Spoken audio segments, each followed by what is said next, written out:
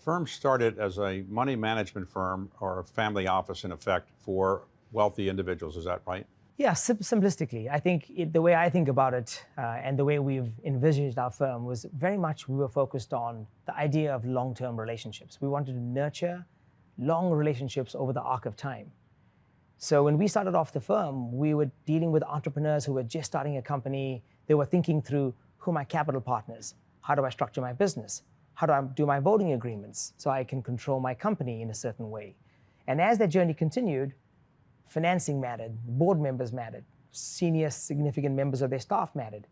And we wanted to be in that room with them as a consigliere. So let me make sure I understand it. You had some family offices, some wealthy families. You're representing them, investing for them. Their businesses grew. They have more money. You managed it. But you now invest money on behalf of people who might not be your family office clients, people you go out to invest funds for, let's say in growth capital or other areas. Is that right? In other words, you have a business where you'll take somebody who's not a wealthy individual as an investor in one of your funds? That's right. So we have many of the world's largest investors from sovereigns around the world, endowments that are also investors of ours, just in two discrete parts, our growth equity business and what is now our data center business.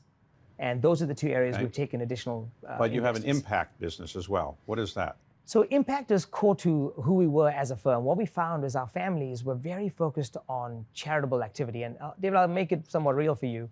We manage about $80 billion for families today. In addition to that, families have hundreds of billions of public single stock that we house. Because we've been a core part of their estate plan, we know where that money is going to go. And a little more than 95% of that capital is going to go to charity. In that moment, when they were trying to define what charity meant to them, the journey everyone goes through is, I want to give money to my alma mater. I want to give money to my religious institution, my church, my temple, et cetera, et cetera.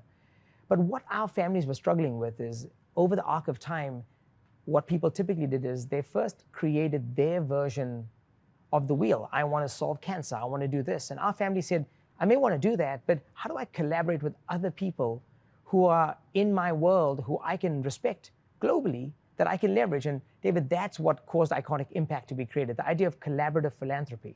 And it's been a core part of our DNA because that is underlying everything for what our families are focused on.